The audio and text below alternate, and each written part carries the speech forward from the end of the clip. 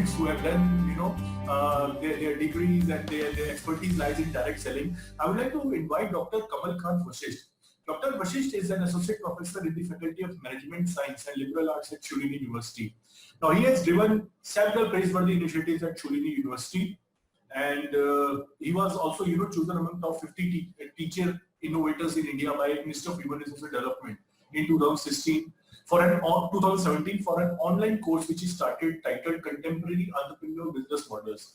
So Dr. Vashisht completed his PhD in direct selling and is widely recognized as the academic phase of the industry. So since we are already running short of time, so without any delays, back to you, Dr. Vashisht. You can share your views. Thanks for the opportunity, Chetanji. It's been a pleasure to be a part of this symposium, and the first symposium wherein we are talking about introduction of direct selling into the academia, because that has been the passion that I've been living with since last 10 years, and since I've become a part of the academic, so I have a corporate and academician, and so I'll share the screen so without wasting much time, and then we'll speak on as we move on. So the presentation that I've set for the day is Academia, Direct Selling and National Objectives. How Academia, Direct Selling and National Objectives go hand in glove. So, and as introduced, I am Kamalkant Vashisht, and I'm fortunate to be to have done my PhD in direct selling, specifically in network marketing, and I work as an associate professor at Sholini University. It's one of the most dynamic and young, vibrant universities situated in the foothills of Himalayas, and we'll talk more about it. I also work as director e-learning over here, and plus there are several other initiatives like I'm the head of for Institutional Innovation Council that has been set up in the university. I'm also the coordinator for MOOCs in the university, and several online initiatives I handle over here. So the agenda that I'll be taking for the day is, so first thing is the assessment of space for direct selling in academia, because as Bijon sir was also saying, and Hariharanji was also saying, all the delegates, Rini ma'am, so we all agreed to it that every industry, the growth of every industry in a country or across the globe depends actually upon the trust or the goodwill that people have on that industry. And somehow direct selling has not been able to get to that threshold of the trust that it actually deserves.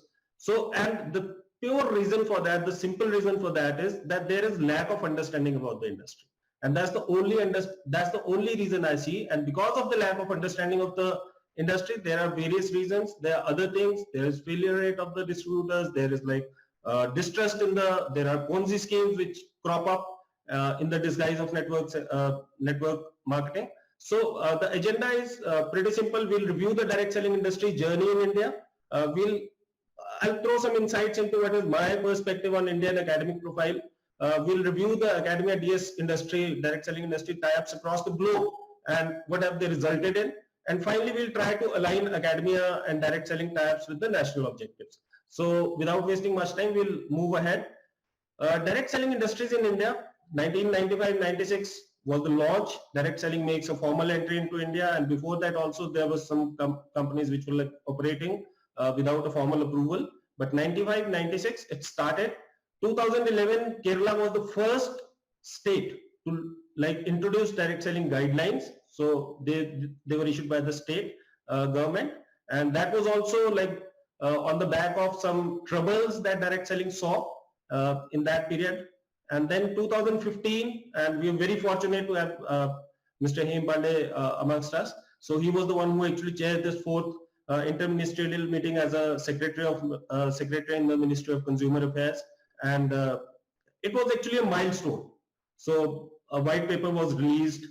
So Indian Institute of Corporate Affairs, Government of India released the white paper on regulation of direct selling in India, and as a result of which in 2016, so the IDSA and various companies were actually they were behind it. They were trying very hard since 2012 to get the model guidelines into place, but that happened under the able guidance of and leadership of Mr. Hem Pandey, and guidelines were released and notified by the Ministry of Consumer Affairs and Food and Public Distribution in 2016. And as we move on, so the laws or the rules are in place, And as Chetanji just told us that on 20th of July they would be in place. 2019, it came, the direct selling came into the, there was an amendment made in the Consumers Act in 2019, and direct selling found its so much deserved place in the Consumer Protection Act. And after that, till now, 13 states have adopted the direct selling guidelines, including the bigger states like Rajasthan and Andhra Pradesh. So many states have like adopted it, and I'm fortunate that Himachal also has adopted it. But it has its own share of ups and downs, as Bijon sir was also saying, and that is the only reason why direct selling faces such challenges is because of lack of understanding, and because there are companies which will pose themselves as direct sellers, but they are not direct sellers. They are money circulation schemes.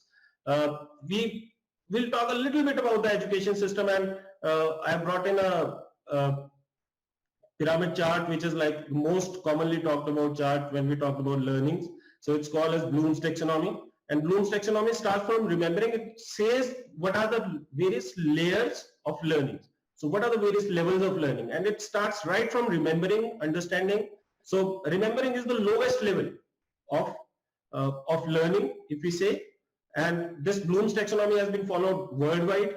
And it says that remembering, then we have the comprehension or understanding, then it moves to application of that concept, and application is the third level, then analysis, evaluation, and finally creation, when we contribute something novel to the body of knowledge. So that is the highest level of learning. Fortunately, unfortunately, our education system, most of the, so I am a part of an education system, and I'm pained to say that quite a few, like in very, very huge proportion, our education system is like based on the remembering module. That is the lowest level of learning. So in our early days, if a student can remember well, can memorize things well, so he'll score more marks. So which should not be the case. But now thankfully the paradigm shift is happening with people like Professor Hariharath Helm and people like Dr. Sahasrabuddhe and people like, there's one of my favorites, Dr. Abhay Chere, who is heading the, who is the Chief Innovation Officer in AICTE, Deepan Sahuji, and there are people who are like Professor DP Singh, who is the chairman of UGC, and people are taking a more practical approach towards the education system, and we are moving up the ladder. And thankfully, and when we talk about direct selling, why I brought this up, because direct selling has nothing to do with remembering. It has nothing to do with memory. It has everything to do with application. And from application, you move on, and finally you create a system wherein you can like contribute. And people have created systems. There are education systems which are 100%.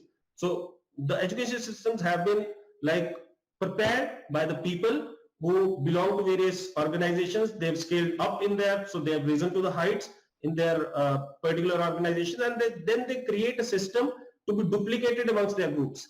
So direct selling is a concept wherein we move up the ladder when we talk about the taxonomy or levels of learning as well.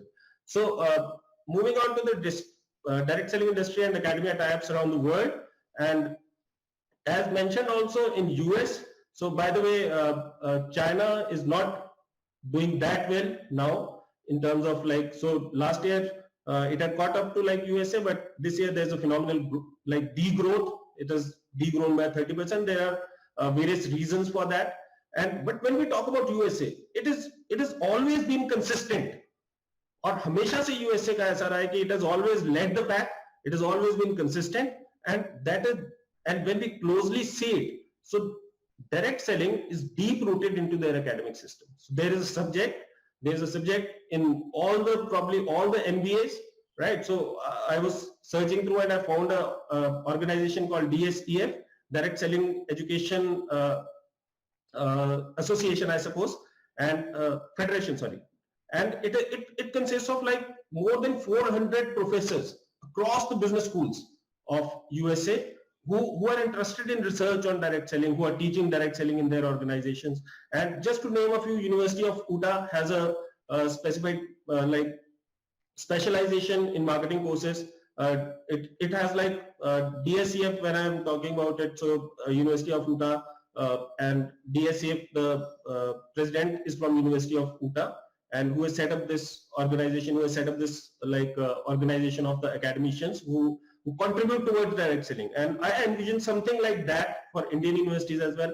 You talk about American Marketing Association, which is probably the most regarded name in the field of marketing. You talk about the definitions, you talk about the journals, and all the marketing books you'll find. So American Marketing Association is partnered with DSCF.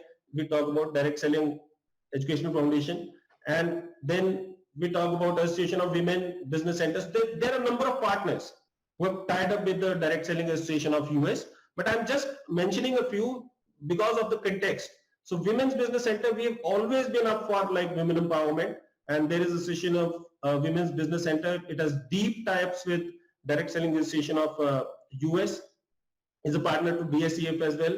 We talk about United States Association of Small Business and Entrepreneurship, again, because entrepreneurship, job creation, as Bijon Das said very aptly, that it's not about finding a job, it's more about being self-reliant. And our Prime Minister also talks about it. He talks about like being Atmanirbhar, and so it is perfect. It's probably because I have followed the industry since last 20 years, I can like very aptly say, and I have been it's not only that I have tried my luck at entrepreneurship only in the direct selling arena. I've tried on various traditional businesses also, and I can say that direct selling is one of the most easiest and most rewarding businesses that a person can self-employment a person can take up.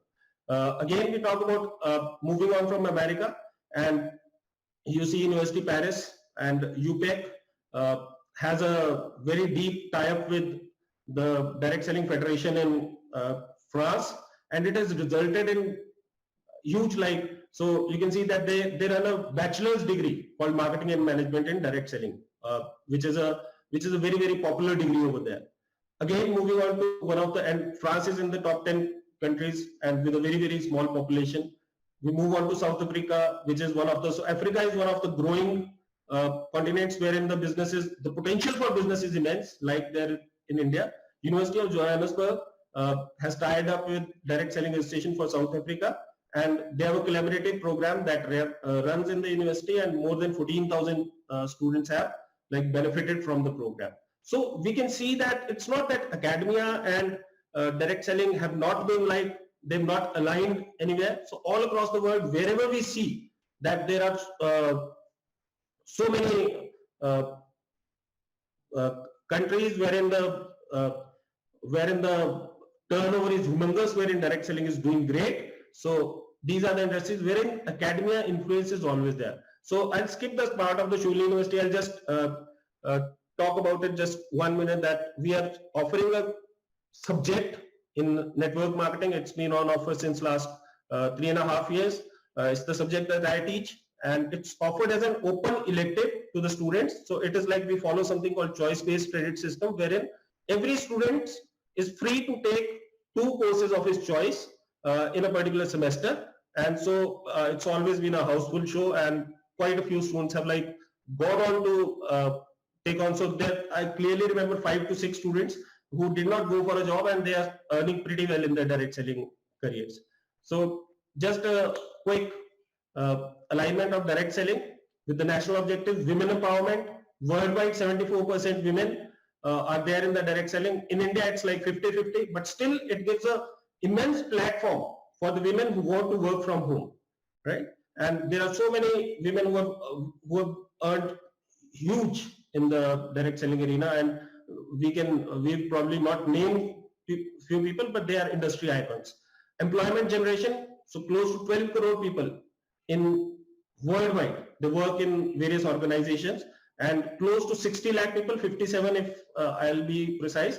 And out of these 57 lakh people who are involved with who are actively involved with direct selling, so I'm sure that at least 50% would be having some sustainable income from that. Digital India, all the organizations, and we talk about digitalization, nothing has taken up to digitalization like direct selling has done. Make in India, all the organizations are having there, so they have made huge investments, be it Amway, be it DXN, they have made investments in excess of like 1,000 crores, 500 crores into the Indian manufacturing system. So they have set up their manufacturing systems in India. Organizations, Atmanirbhar Bharat gives a message, we have talked about it, and it's always been about a job seeker. Thank you for your time and support. And I'll at the end, but I'll just like to make a few what you say, not request, but I would make to suggest, or I would like to seek support from three people. One, of course, is the government organizations and MHRD, AICTE, UGC, and various state regulatory bodies. I would request support from them to push academia into that.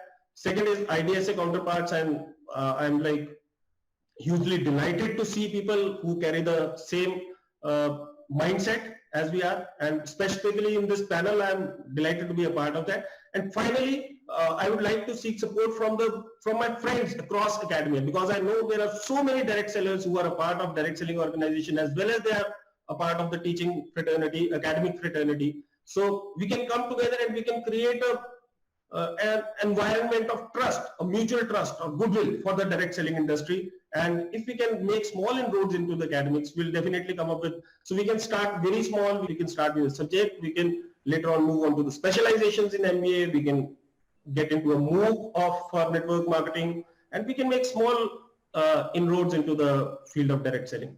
And thank you very much. That's what I have to say. And I'm looking forward to a great blend between academia and direct selling. Thank you. Thank you so much, Dr. Vashisht.